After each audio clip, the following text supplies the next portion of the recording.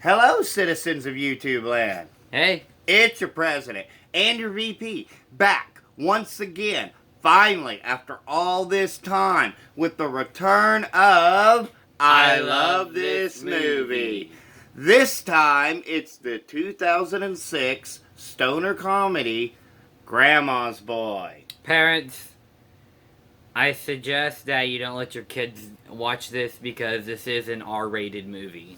Yes, the movie contains lots of profanity, a gross out scene at the beginning of the movie, Oh, yeah. and nudity. So, parents, don't let your kids watch this one. We won't go into full details as to what all that is. We'll just go through the synopsis and whatnot, like we always do, guys. And that's about that. And we may quote some lines from the movie like we always do. Yeah. So Grandma's Boy came out January 6th, 2006. It was produced for a budget of $5 million, and it made $6.6 million back at the box office. So, yeah, kind of not really a more or less a bomb, because you got to make double your money to even break even. Yeah. In the film industry. So, Godzilla vs. Kong has done that, by the way, guys. Sadly, the film currently holds, and I don't, you guys know from past reviews, I don't hold any salt towards Rotten Tomatoes. But for those of you who are interested, it holds a 16% on Rotten Tomatoes. Listen, it doesn't mean it's a bad movie. Rotten Tomatoes just hates Happy Madison production movies, and some of them are pretty bad, but others are not as bad, like Grandma's Boy. And some of them are really good. Like Dickie Robertson, or Dickie Roberts. Yeah, Robertson. and, Billy Madison, of course, and some of the earlier Sandler flicks. So anyways, guys, Grandma's Boy is the story of a 35-year-old man named Alex, who is a video game tester, and he gets kicked. Who's he played by, Dad? Alan Covert. Yeah. Who also co-wrote the movie with the actor who plays Jeff, Nick Swardson. Yeah. So he gets kicked out of his place because him and his roommate haven't paid rent for 6 months, and it features a cameo by Rob Schneider at the beginning there. Oh, yeah, isn't he playing Yuri? Yeah. I thought so. Well, guys, I also got to tell you that if you go back and watch this and you're, not a little sissy and get offended over everything, then you're probably going to love the movie. Because it does feature some very risque jokes and very risque humor. Dad, it was a different time period, okay? It was 2006. Well, you guys, we're not really politically correct on this channel. Yeah, and it so happened that Adam Sandler was on set that day that they were filming that scene, and so he came up with the idea of Rob Schneider's character to toss a bong at them. And so, yeah, he was a producer and of Kevin Nash, WWE legend, Kevin Nash is also in a cameo appearance there at the beginning too. Yeah. So there's that. So anyways, like I said, after he gets kicked out of the place, he goes to his pot dealer's house, because this is a stoner comedy, and that's the only drug that is used in the movie. Therefore, it's not really a drug movie. So, It's a stoner comedy, guys. Yeah. So he goes to his house, and he tells him that he can't help him because of something. He's getting a lion. Yeah. And he introduces him to this voodoo witch doctor. Let's call him what he is. It's later on when he introduces him to Dr. Shakaloo or something like that. Oh, okay.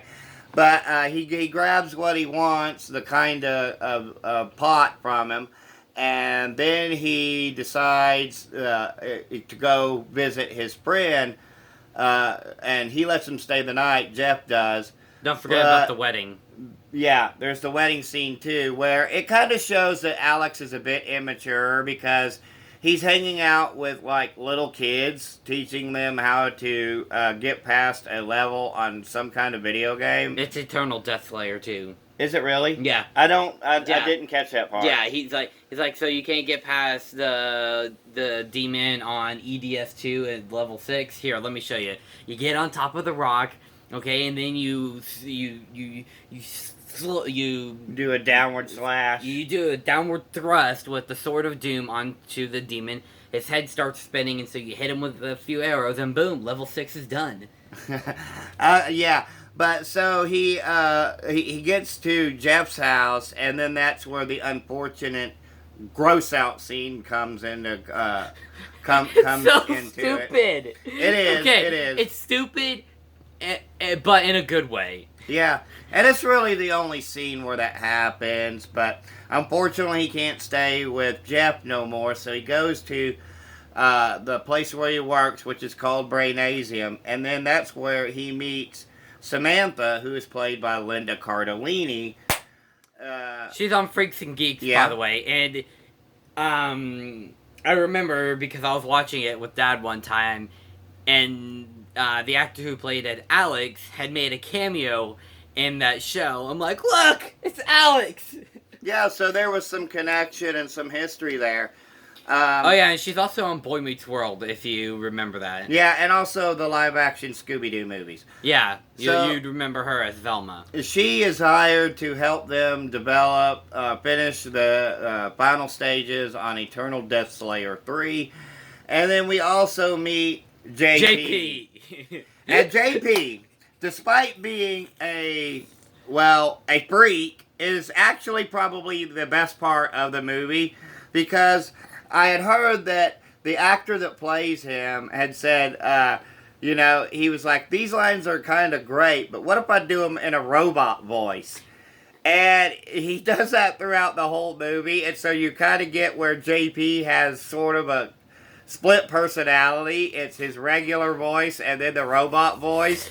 And he wants to become a robot, and he mentions at one point that one of the testers comes in, okay, guys?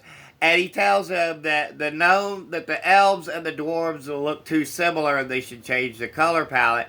And he asks him to turn the music down. He goes, "Why are you afraid of it?" And He's he like, goes, I "No, just don't like techno." And he goes, he's like, you would if you had robot ears.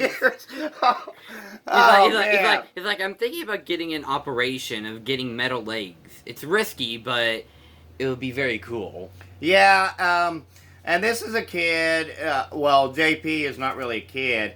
He's a prodigy, so they speak. He mentions that he beats The Legend of Zelda before he was able to walk. And he created the original Eternal Death Slayer at the age of 13. But honestly, guys, this guy's a freak and a bit of a loser. Let's call facts. Yeah. He's kind of a loser. But in a way, so is Alex, until, he kind of discovers the relationship that he develops with Samantha, and also the development of his video game that he's working on the side. We'll get back to that later. So, like I said, they're trying to do these stages, but since he got kicked out of his friend's house, he has to go stay. Dad, look at that big bug. Yeah. There's a big bug outside, guys. You can't see it. It's off You're camera. getting distracted. I'm much sorry, but already. it was really big. It was scary. It looked like a hornet. So he goes to his Guys, I'm grandma's sorry. I house, get who it. lets him stay with them, and his grandma is played by the iconic Doris Roberts, who had a long-standing role on the sitcom Everybody Loves Raymond. So she lets him stay with them, and she's also on Dickie Roberts. Yeah, she plays David Spade's mother in that movie. So also, they're trying to, she and her roommates get Alan to do a whole bunch of chores, and so he's tired throughout the week, and he keeps making up excuses about how he's living with these 3 hot chicks, but in reality it's his grandma and her 2 roommates. And that just kind of somewhat illustrates and sort of drives home the point that he's a bit of a loser too. But not really, because his grandma kind of needs him since his grandpa had died, and Yeah. she needs somebody to kind of help look after her and whatnot. So it's kind of sweet in that way. Yeah, and that I feel like that's what the movie is kind of going for, you know. And one of my favorite favorite parts is the party scene. Yeah. Oh We'll get to boy, that too. the party scene! But I can't also, wait for that. Okay, so Alex is at one point working and developing on his video game, and he shows his grandma how to play it. And his grandma, excuse me, flubbed up there. His grandma and her two roommates get addicted to Antiques Roadshow, which was kind of a big show at the time of the filming. And I'm still kind of wondering, like you, son, how they got permission to be able to use that footage. They probably paid the company who owns Antiques Roadshow, Fox did. They probably paid them like, hey, can we use this footage for maybe they actually own the production rights too. Probably. So anyways, they learn how to do it, and he goes back to his dealer's house where we're introduced to the voodoo witch doctor, Dr. Shakalu. Yeah, he's getting basically this illegal black box that gets like cable and pay-per-view and all that, but if the cops see it, she's doing some time. And he's getting a lion, Dante is, which, by the way, guys, you probably can't do, but if you could, don't do it, because lions are dangerous. And that is a big fly outside. He introduces him to some kind of weed that makes them grow, eat antlers like a deer. And he goes, you know lions eat deer, right? He goes, oh yeah, we gotta be careful. But all of this leads up to this big party scene where after Don't forget the punchline of that entire lion joke. So Dante completely forgets that he has the lion, and he calls the police about the lion. Because the lion has escaped. Yeah, it escaped. And he's like, this is crazy, man. Me and the doctor are hanging out back in the backyard, and we see the king of the jungle in the tree. We see the king of the jungle, man, in the tree. So, after everything, I call the 5-0 and stuff. It's a really hilarious punchline, and I'm glad that joke paid off. So they get, Alex is able to get all of his levels done after a lot of shenanigans and excuses, and so they go out to celebrate, and they go to this, New Age restaurant. And this is where we're introduced to the cameo of David Spade. Yes. Who has some of the most funniest lines in the movie. Because he talks about how, he's a vegan and it's a vegan restaurant. And that his name is Shiloh. Go ahead and make fun of the vegans. He's like, with us in our crazy lifestyle. I hope you go out and eat a hamburger and choke on a cow. It was so funny, guys. So JP, all right, whatever, Gilo. Hey, you. So at the party scene, they get they prank call JP. And JP eventually finds out about it. He goes to Alex. No, he's like, hey JP, you freak, we're over here at a party. What you doing? Chirp you later. Here you go, Samantha. She's like, hey, JP. Jeff grabs the phone from her. Jeff is like, hi, I'm JP. I am a robot. I like robots. I have a robot. So, anyways, after all of that, JP gets upset by the phone call. And it's a prank call. I'm sure most of us in our lifetime have been prank called once or twice, or even done one. And it's not really a reason to get too upset. Who was that? I don't know. They were just calling. I don't know either. Sorry, guys. Dad was getting a call. I'll answer. I'll call him back when this is done. Yeah. That's part of the thing. We leave all this stuff in here for you guys, too. Hold on. That's probably the car. Yeah, hold up. Sorry about that, guys. Quick interruption there. We're waiting to get our car back. But anyways, so there's this big party scene and all that, and well, we kind of glossed over it because there's just a few there's a few jokes in there that are a little risque they can't really get away with. So anyways, JP, he goes to so he goes to Alex's house, and he basically cries to him because he's really upset by the prank call. And guys, it's a prank call, okay? We've all been in a few prank calls ourselves. So he then goes to Alex. Alex shows him his new game of Demonic, which, by the way, moral of the story for this is make a copy or teach your grandma the game. So I mean that works out, you know. he like shows him it, and then JP like shows it off at the meeting the very next day, and then Alex he's like Robo over here came to my house last night and told me and said he was going to give me a few tips, not steal it. And again, it's just awesome. And he goes to Dante's house and he gets blasted, guys. Like he's baked. And Dante, he's like, what's that ringing? Do I have a tumor?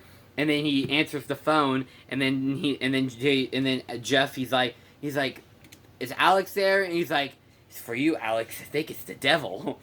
And then he's like, yeah. He's like, and then Jeff's like, Alex, you gotta come back to work, man. He's like, what do you mean? I quit there 4 months ago. He's like, what do you mean? I quit there months ago.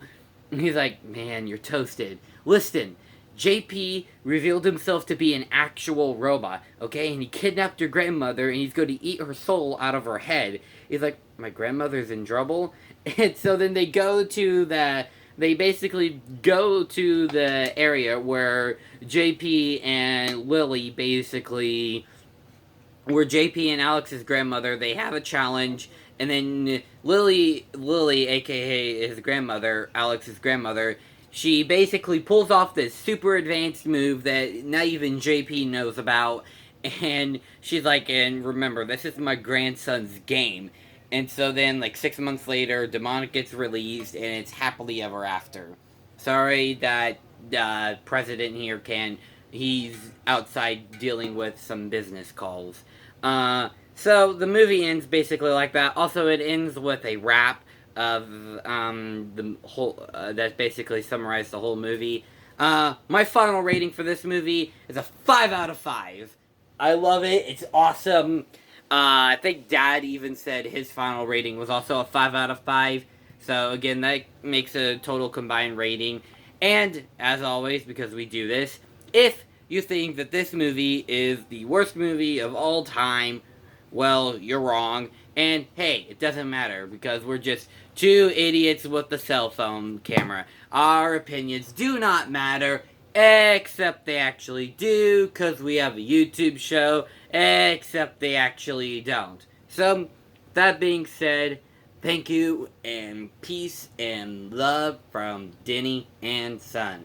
Bye!